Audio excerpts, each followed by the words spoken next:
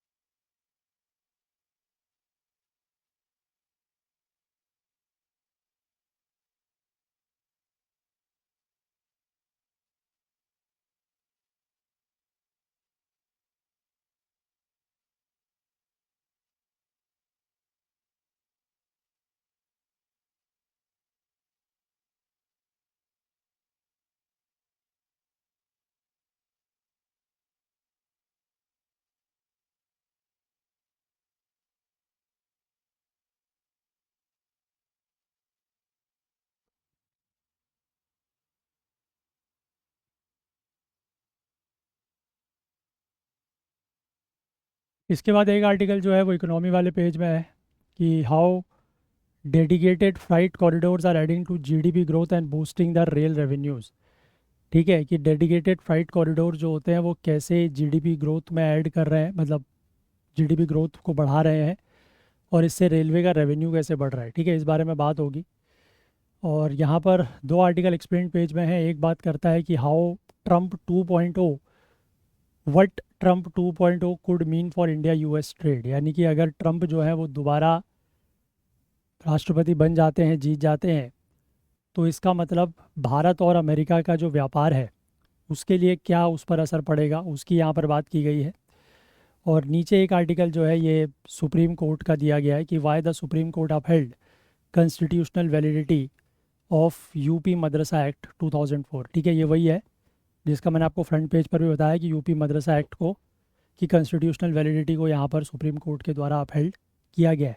ठीक है, तो यही आर्टिकल्स हैं जिनके बारे में हम लोग डिस्कस करेंगे। लेकिन वहाँ तक जाएं, उन आर्टिकल्स को देखें, उससे पहले मैं आपसे ये कहना चाहता हूँ कि अगर आप प्रीलिम्स 2025 की तैयारी कर रहे हैं तो आपके पास इस तरीके की एक test series that is general studies, current affairs और सी सेट, इसकी एक टेस्ट सीरीज़ आपके पास इस तरीके की होनी चाहिए, है ना, जिसमें आपको तीनों चीज़ें मिल रही हैं और 849 रुपीज़ में, वेरी अफोर्डेबल है। अगर आप सिर्फ जनरल स्टडीज़ और करंट अफेयर्स की टेस्ट सीरीज़ चाहते हैं तो आपको 699 में मिल जाएगी। अगर आप सिर्फ जनरल स्टडीज़ की टेस्ट सीरीज़ चाहते हैं तो ये आपको 449 में मिल जाएगी। ठीक है, सिर्फ करंट अफेयर्स चाहते हैं तो 16 महीने का करंट अफेयर्स टेस्ट सीरीज़ के फॉर्म में आपको 299 में मिल जाता है। और सिर्फ अगर आप सी सेट की टेस्ट सीरीज़ चाहते हैं जिसमें आपको 10 फुल लेंथ टेस्ट मिलते हैं सी सेट के, वो आपको 249 में मिल जाएंगे। ठीक है, तो इनमें से किसी में भी अगर आप इंटरेस्टेड हैं एनरोल करने में तो आप एनरोल कर सकते हैं। ये सारे हमारे ऐप और वेबसाइट में लिस्टेड हैं। अगर किसी को भी लेकर आपके मन में कोई डाउट है, कोई क्वेरी है, तो यहाँ पर जो ये व्हाट्सएप नंबर है इस पर आप कांटेक्ट कर सकते हैं। आपके जो भी डाउट्स और क्वेरीज होंगे वो रिजॉल्व कर दिए जाएंगे। ठीक है, चलिए अब एक एक करके इन आर्टिकल्स को हम लोग देखना शुरू करते हैं। तो सबसे पहला आर्टिकल जो है वो यही वाला है, that is decades of dispute letter. मतलब ये काफ़ी पुराना मामला था, है ना। इसको लेकर सुप्रीम कोर्ट ने ये कहा है कि सारी की सारी जो प्राइवेट प्रॉपर्टी है उसको स्टेट के द्वारा नहीं लिया जा सकता फॉर दी कॉमन गुड। ठीक है, देखो, इन अ लैंडमार्क रूलिंग, एक लैंडमार्क फैसला है जिसका इम्प्लीकेशन, जिसका असर नागरिकों के अधिकार के ऊपर होगा टू होल्ड द प्रॉपर्टी। तो सुप्रीम कोर्ट के 9 जजों की बेंच ने ट्यूसडे यानी कि कल के दिन ये फैसला दिया है कि सारी की सारी प्रॉपर्टी, प्राइवेट प्रॉपर्टी जो है उसको कैन बी डीम्ड, मतलब that not all private property, यानी कि सारी की सारी प्राइवेट प्रॉपर्टी को material resource for the community नहीं माना जा सकता। ठीक है, क्योंकि अंडर आर्टिकल 39B के अंतर्गत ये चीज़ मेंशन है कि स्टेट के पास ये अधिकार है, क्योंकि 1939B जो है इट्स अ DPSP, है ना, पार्ट 4 के अंतर्गत। तो उसमें ये मेंशन किया गया है कि प्राइवेट प्रॉपर्टी को as a material resource for the of the community मान के रिडिस्ट्रीब्यूट किया जा सकता है। बट सुप्रीम कोर्ट का इस मामले में यही कहना है कि सारी की सारी जो प्राइवेट प्रॉपर्टी है उसको आप material resource of the community नहीं मान सकते as per the definition of article 39B। अब ये जो फ्रेज़ है that is material resource in article 39B of the constitution, ये this may include privately owned resources.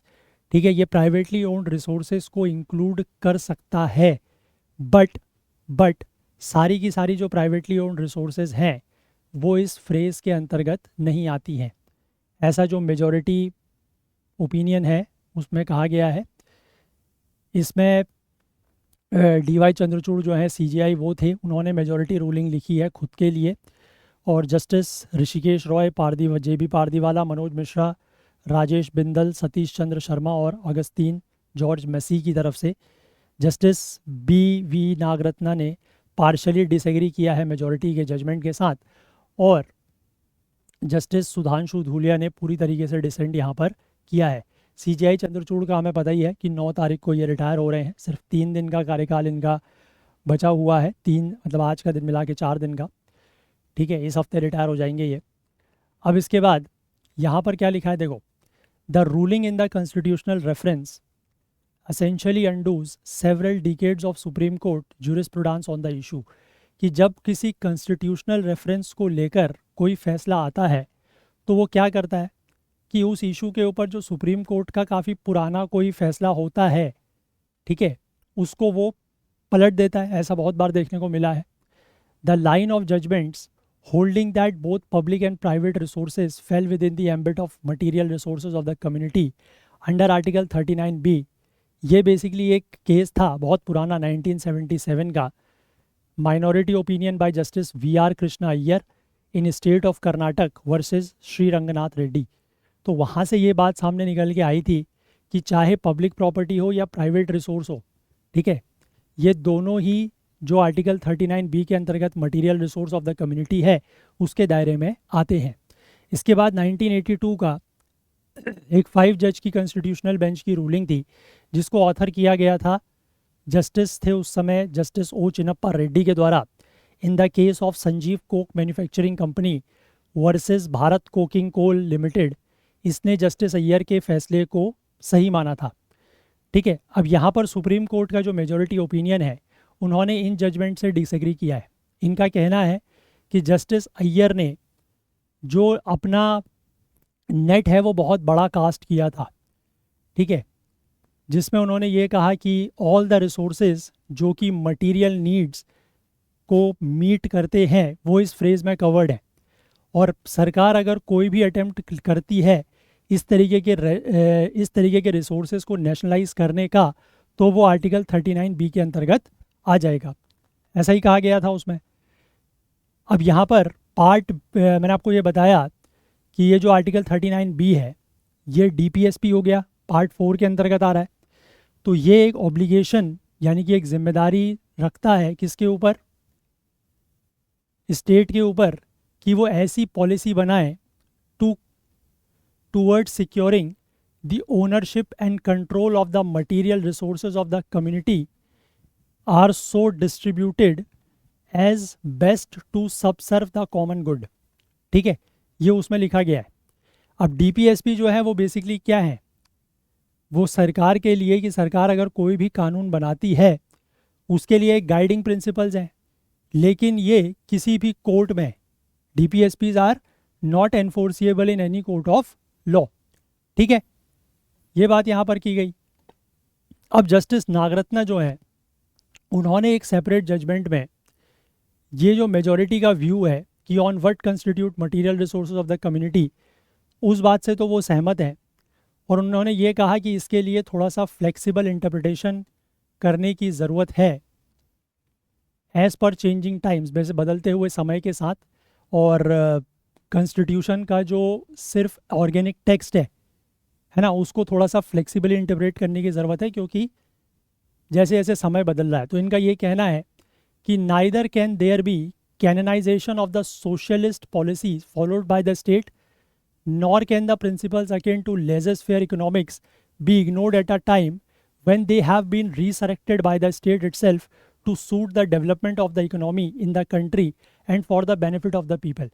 मतलब इनका ये कहना है कि ऐसा भी नहीं है कि स्टेट जो है वो सोशलिस्ट पॉलिसी फॉलो करने के लिए कुछ भी कर सकती है, ठीक है, और ऐसा भी नहीं है कि अगर आप अपने इकोनॉमिक अफेयर्स की बात करें तो आप लेजेस फेयर टाइप की प्रिंसिपल्स को फॉलो करेंगे। लेजेस फेयर का मतलब होता है कि जो जैसा कर रहा है उसको अनइंटरप्टेडली वैसे करने दिया जाए।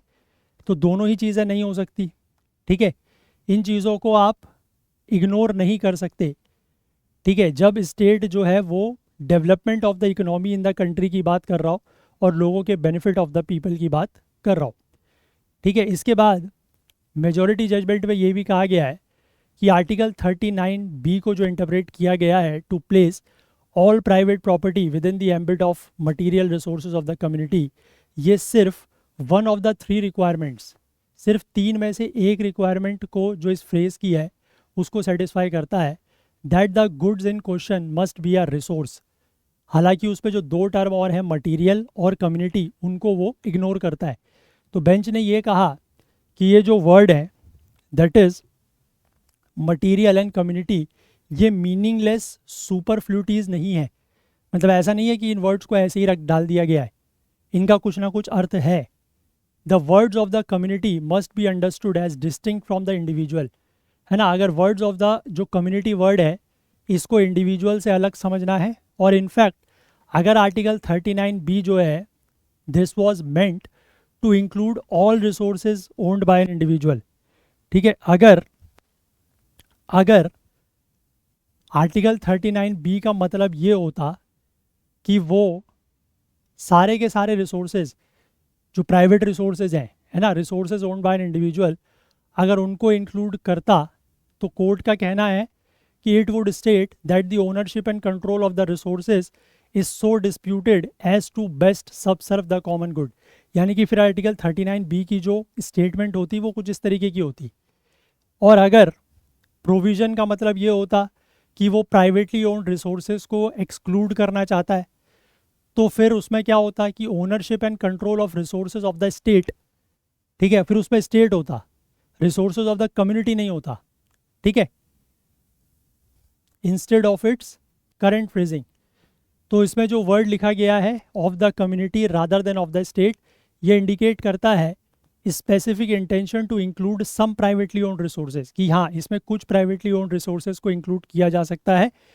लेकिन जो प्रोविज़न का टेक्स्ट है वो ये भी बात क्लियरली इंडिकेट करता है कि सारी की सारी प्राइवेटली ओन्ड रिसोर्सेज जो हैं वो इसके दायरे में नहीं आती है, ठीक है। हालांकि जो प्राइवेटली ओन्ड रिसोर्सेज हैं they are not excluded as a class and some private resources may be covered, ठीक है, कुछ ना कुछ प्राइवेट रिसोर्सेज जो हैं वो इसमें कवर किए जा सकते हैं। मेजॉरिटी का जो व्यू है इसमें इन्होंने B.R. अम्बेडकर का जो व्यू है वो भी इन्होंने साइट किया कि that if the constitution laid down a particular form of economic and social organisation, अगर संविधान जो है उसने एक पर्टिकुलर तरीके का इकोनॉमिक और सोशल ऑर्गेनाइजेशन ले डाउन किया हुआ है, तो इसका मतलब क्या है, it would amount to taking away the liberty of the people to decide the social organisation in which they wish to live. तो इसका मतलब ये होगा कि आप उनकी जो लिबर्टी है, ठीक है, उनकी जो लिबर्टी ऑफ द पीपल है उसको आप क्या कर रहे हैं, छीन रहे हैं, टेक अवे कर रहे हैं, ठीक है। और वो क्यों कर रहे हैं, ये डिसाइड करने के लिए कि जो सोशल ऑर्गेनाइजेशन होगा इन which they wish to live. और इसको साइट करते हुए रूलिंग ने ये कहा कि रूलिंग ने फ्रेम किया कोर्ट का रोल कि not to lay down economic policy, court का रोल इकोनॉमिक पॉलिसी बनाना नहीं है, लेकिन जो ये हमारे संविधान निर्माताओं की, जो हमारे कॉन्स्टिट्यूशन फ्रेमर्स की जो ये इंटेंट है, ये मंशा है कि वो एक इकोनॉमिक डेमोक्रेसी के फाउंडेशन को ले डाउन करना चाहते हैं, सिर्फ उसको फैसिलिटेट करना है। कोर्ट का रोल कोई इकोनॉमिक पॉलिसी बनाना नहीं है, ये बात भी इन्होंने यहाँ पर कही है, ठीक है। तो थोड़ा बहुत भी अगर आपके समझ में आया हो तो बात आपके लिए ठीक है।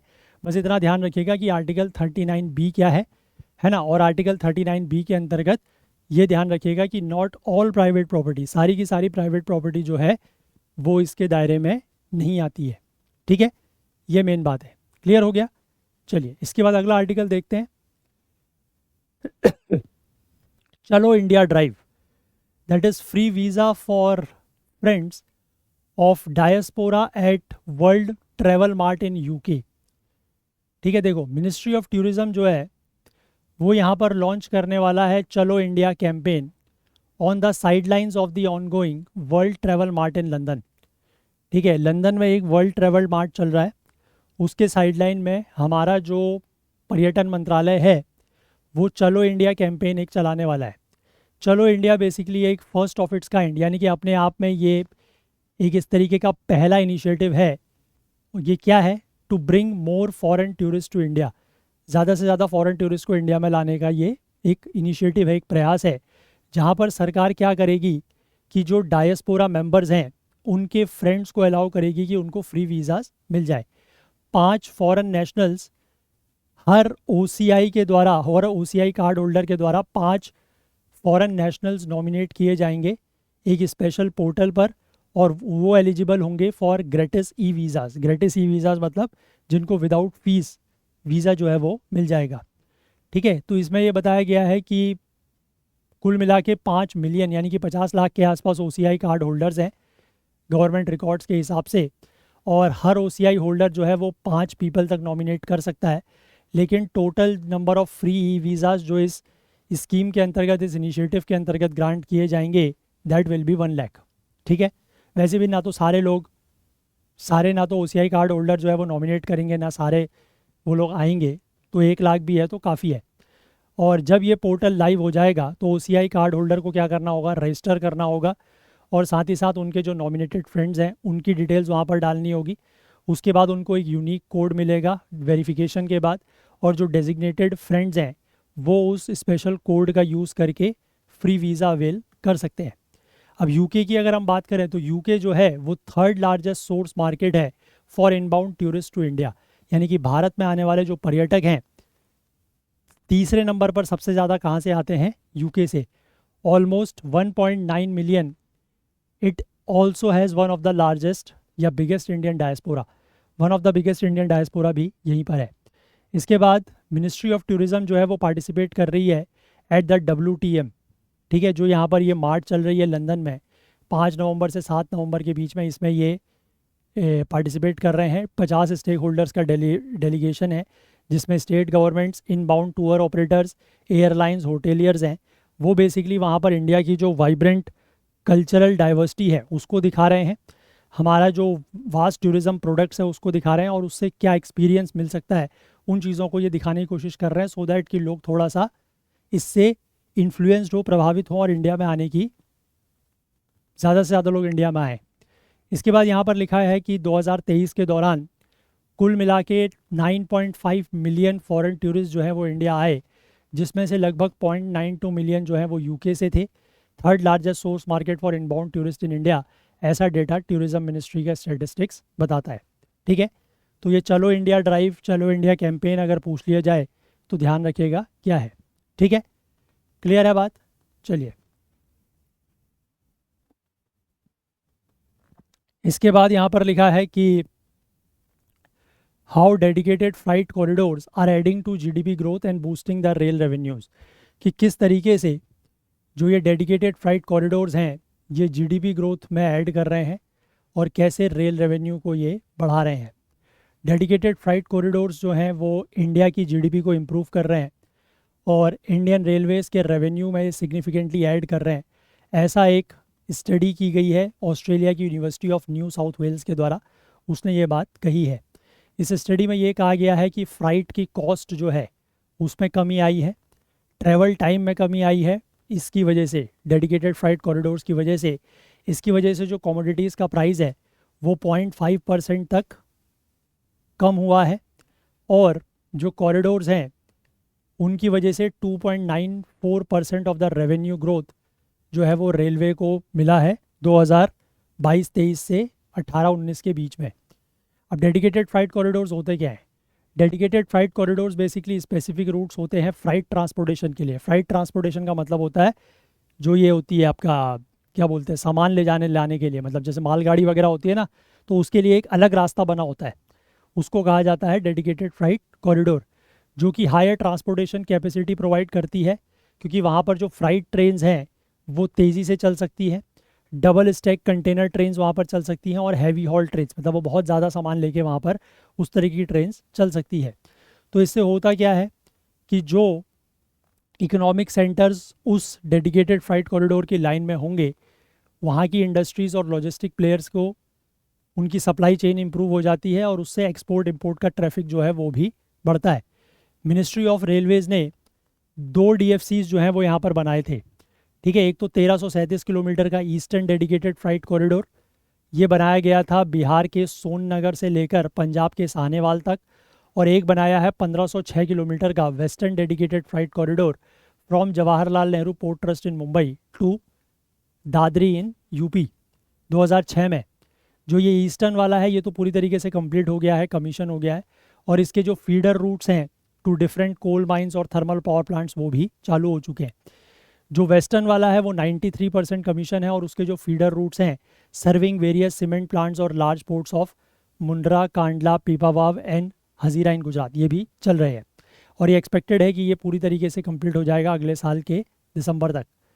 इसके बाद यहाँ पर बताया गया है कि DFCs की ज़रूरत क्यों है। देखो डीएफसीज की ज़रूरत जो है वो दो कारणों से है। पहला तो रेलवे का जो गोल्डन क्वाड्रिलेटरल लिंकेज है, ठीक है, गोल्डन क्वाड्रिलेटर आपको पता होगा कि जो चार बड़े शहरों को, जो चार हमारी मेट्रो सिटीज़ हैं, दिल्ली, मुंबई, चेन्नई और हावड़ा, उनको जोड़ता है।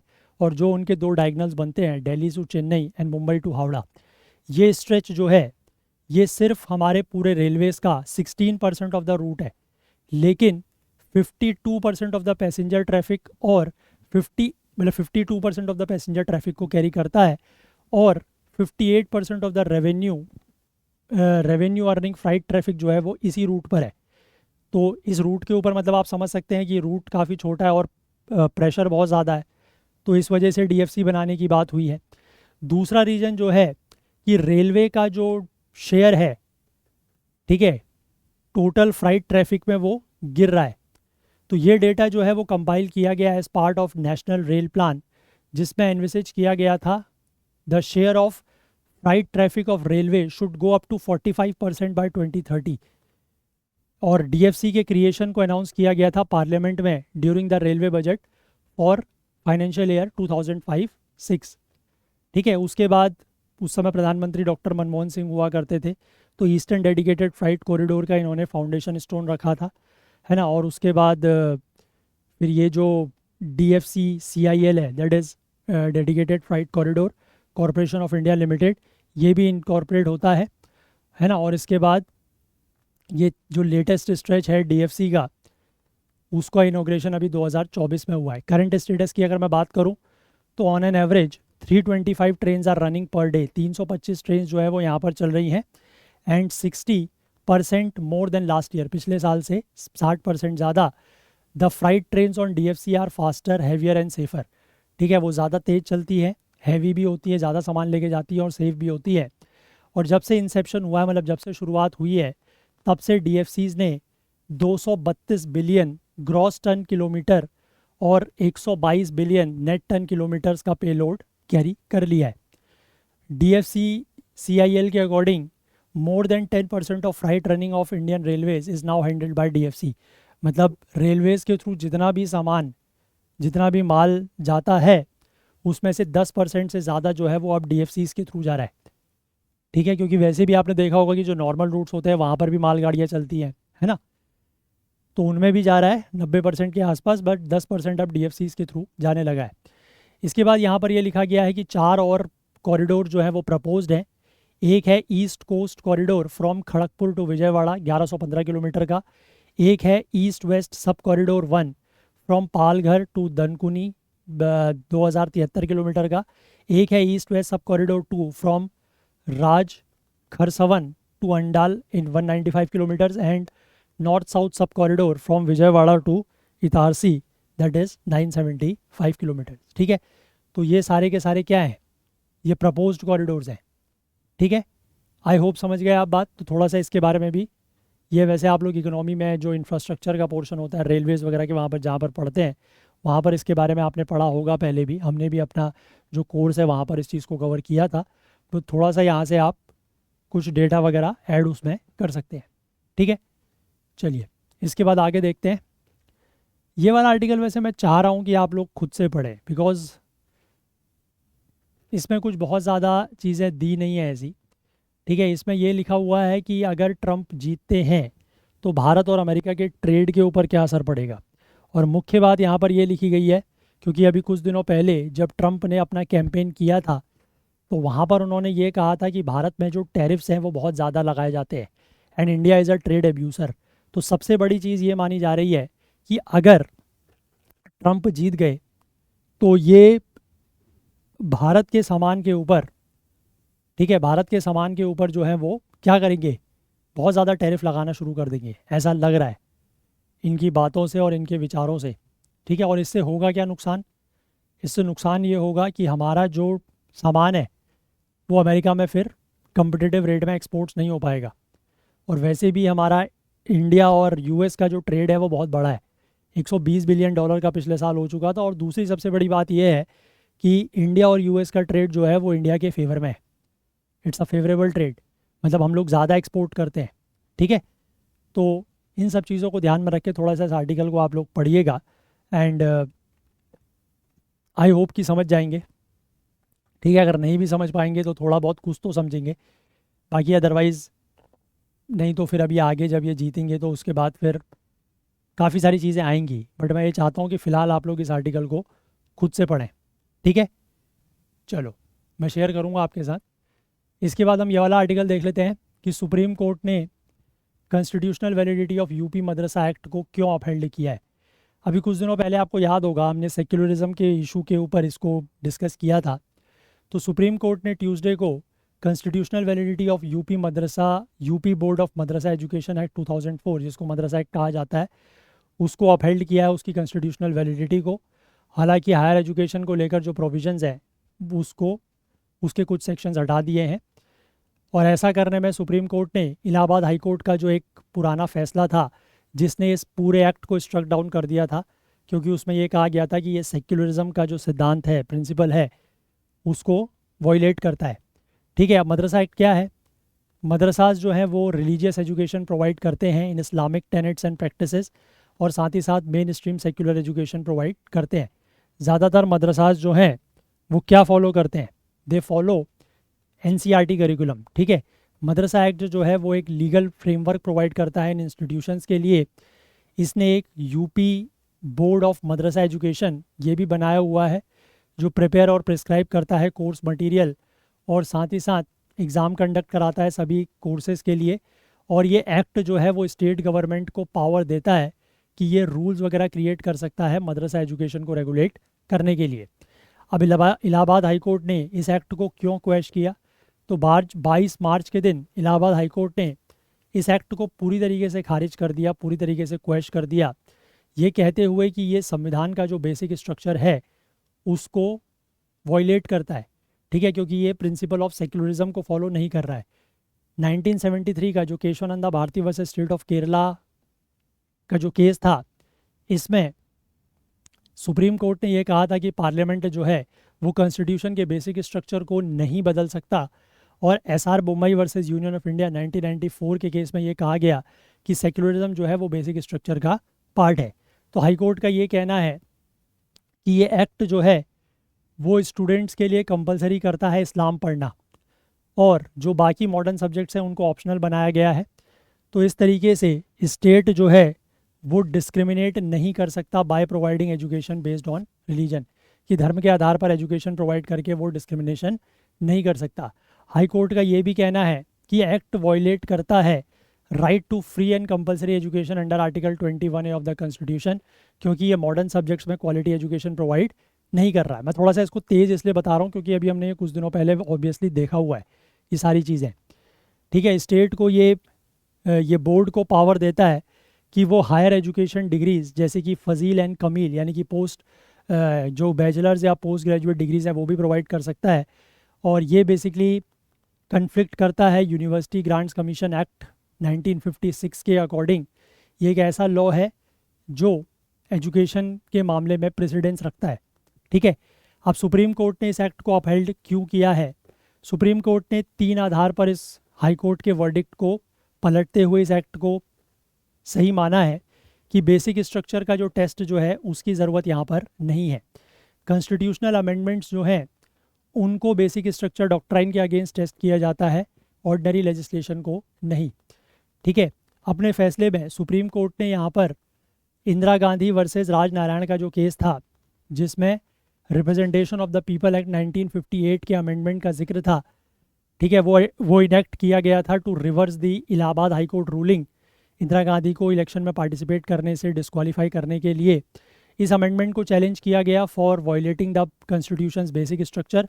हालांकि सुप्रीम कोर्ट का ये कहना था कि the argument that the amendment violates the basic structure was too vague and indefinite to determine the validity of the ordinary law. तो मदरसा एक्ट केस में सुप्रीम कोर्ट का कहना है कि for a law to be struck down for violating the principles of secularism, यानी कि किसी भी लॉ को अगर इस आधार पर वायलेट मतलब इस आधार पर स्ट्रक डाउन करना है कि वो सेक्युलरिज्म के प्रिंसिपल को वायलेट कर रहा है, तो it must be traced to express provisions of the constitution. तो वो एक्सप्रेस मतलब एग्जैक्ट प्रोविजंस पता होने चाहिए या आर्टिकल्स पता होने चाहिए जिनका ये वायलेशन कर रहा है और किस तरीके से कर रहा है। ठीक है, तो पहली बात तो इन्होंने ये कह दिया। दूसरा ये है कि स्टेट के पास ये तो अधिकार है ही है कि वो मदरसास को रेगुलेट कर सकते हैं, ठीक है, कि रेगुलेशन जब तक रीजनेबल और रैशनल हो, स्टेट्स के पास ये पावर है कि वो माइनॉरिटी इंस्टीट्यूशंस के कुछ में जो एस्पेक्ट्स ऑफ एजुकेशन है उसको रेगुलेट कर सकते हैं, ठीक है, without violating their rights to handle the administration. और मदरसा एक्ट जो है ये उनको पावर देता ही है, without depriving the educational institutions of their minority character. Court ने यहाँ पर कंकरेंट लिस्ट जो है उसके एंट्री 25 को रेफर करते हुए ये कहा कि ये अलाउ करता है दोनों स्टेट को और सेंटर को कि वो लॉ बना सकते हैं एजुकेशन के ऊपर, ठीक है। और उसमें ये भी कहा गया कि that this must be given the broadest meaning and includes institution that provides religious education, ठीक है। इसके बाद आगे right to education and minority institution. 2014 में सुप्रीम कोर्ट ने एक चैलेंज सुना था to the constitutionality of article 21A। Court का ये कहना है, कोर्ट ने यहाँ पर ये कहा कि जो राइट ऑफ चिल्ड्रन है to free and compulsory education act must not apply to minority institutions. ये माइनॉरिटी इंस्टीट्यूशंस के ऊपर अप्लाई नहीं होना चाहिए क्योंकि ये उनके माइनॉरिटी कैरेक्टर को डिस्ट्रॉय करता है। तो सुप्रीम कोर्ट ने भी मदरसा केस में, मदरसा एक्ट केस में रेफ़र किया इस डिसीजन को and held that the high court had erred, high court ने बेसिकली गलती की striking down the law for violating right to education, कि राइट टू एजुकेशन इनके ऊपर लागू नहीं होता और राइट टू एजुकेशन के आधार पर अगर आप किसी लॉ को स्ट्राइक डाउन कर रहे हैं तो वो गलत है और हाई कोर्ट ने यहाँ पर गलती की है, ऐसा सुप्रीम कोर्ट का कहना है। The court also stated that minority institutions such as मदरसा have a right to provide religious education and handle their own administration under article 30, कि आर्टिकल 30 के अंतर्गत वो अपना एडमिनिस्ट्रेशन खुद संभाल सकते हैं और साथ ही साथ उनके पास ये अधिकार है कि वो रिलीजियस एजुकेशन प्रोवाइड कर सकते हैं। अब सुप्रीम कोर्ट ने ये जो हायर एजुकेशन का प्रोविज़न है इसको स्ट्राइक डाउन क्यों किया? सुप्रीम कोर्ट का ये कहना है कि मदरसा एक्ट का जो सेक्शन 9 है जो अलाउ करता है बोर्ड को कोर्स वर्क प्रिस्क्राइब करना, एग्ज़ाम्स कंडक्ट कराना और डिग्रीज़ देना जिन्होंने कमील या फजील कोर्सेज फिनिश कर लिया है, मतलब ग्रेजुएशन या पोस्ट ग्रेजुएशन, ये बेसिकली यूजीसी एक्ट के अगेंस्ट है, उसके कॉन्ट्ररी है। Section 22 of the UGC act जो है वो ये कहता है कि सिर्फ यूनिवर्सिटीज़ जो कि किसी सेंट्रल या स्टेट एक्ट के अंतर्गत बनी हो या फिर which are deem to be universities by the UGC, सिर्फ वही डिग्रीज ग्रांट कर सकती है। इसलिए सुप्रीम कोर्ट ने ये जो सेक्शन 9 का कुछ पार्ट है उसको स्ट्राइक डाउन कर दिया, कि मतलब एक तरीके से आप ये समझिए कि ये मदरसाज जो हैं वो हायर डिग्रीज प्रोवाइड नहीं कर सकते, बाकी तो इनकी जो एजुकेशन वगैरह है वो सब उस तरीके से चल सकती है, ठीक है। चलिए, तो आई होप बात क्लियर हो गई, पूरा का पूरा आर्टिकल और ये सब कुछ क्लियर है। चलिए, तो एक बार ये वाला आर्टिकल मैं आपके साथ शेयर करूँगा, इसको आप लोग पढ़िएगा ज़रूर, ठीक है। मैंने आपको मेन बात इसकी बता दी है, थोड़ा सा चीज़ें और दी गई हैं वो आप लोग एक बार ज़रूर पढ़ लीजिएगा, ठीक है। चलिए, तो बाकी सेशन को इतना ही रखते हैं क्योंकि इसमें कुछ ऐसा सच और ज़्यादा है नहीं, है ना, तो इतना ही रखते हैं फ़िलहाल। अभी तो वैसे भी नहीं पता कि दोनों में से कौन जीत रहा है, तो whenever it will be finalize उसके बाद आगे इसको लेकर और बहुत सारी चीज़ें आएंगी, बट इसको एक बार थोड़ा सा पढ़ लीजिएगा, खासकर जो हाईलाइटेड पोर्शन है वो एक बार ज़रूर देख लीजिएगा और ये जो बीच में यहाँ पर टेबल बनी हुई है ये, ठीक है। चलिए, तो जाने से पहले मैं एक बार आप लोगों से को फिर से ये बताना चाहूँगा कि अगर आप प्रीलिम्स 2025 की तैयारी कर रहे हैं तो आप लोगों के पास इस तरीके की एक टेस्ट सीरीज़ होनी चाहिए जिसमें जनरल स्टडीज़, करंट अफेयर्स और सी सेट तीनों ही चीज़ें हैं। ओनली 849 में आपको ये प्रोवाइड की जा रही है। इसके बाद अगर आप सिर्फ जनरल स्टडीज़ और करंट अफेयर्स की टेस्ट सीरीज़ चाहते हैं तो ओनली एट 699 में आपको मिल जाएगी। सिर्फ जनरल स्टडीज़ की टेस्ट सीरीज़ चाहते हैं तो ओनली 449 में, और सिर्फ करंट अफेयर्स की टेस्ट सीरीज़ की अगर मैं बात करूँ तो 299 में, और सिर्फ अगर आप सी सेट की बात करते हैं, अगर आप सिर्फ सी सेट की टेस्ट सीरीज लेना चाहते हैं तो वो आपको 249 में मिल जाएगी, ठीक है। बाकी आप हमारे ऐप को प्ले स्टोर से ज़रूर डाउनलोड कर लें, और अगर आपने हमारे किसी भी वीडियो कोर्स में एनरोल किया हुआ है तो आप वहाँ से वीडियोस डाउनलोड करके ऑफलाइन भी देख सकते हैं।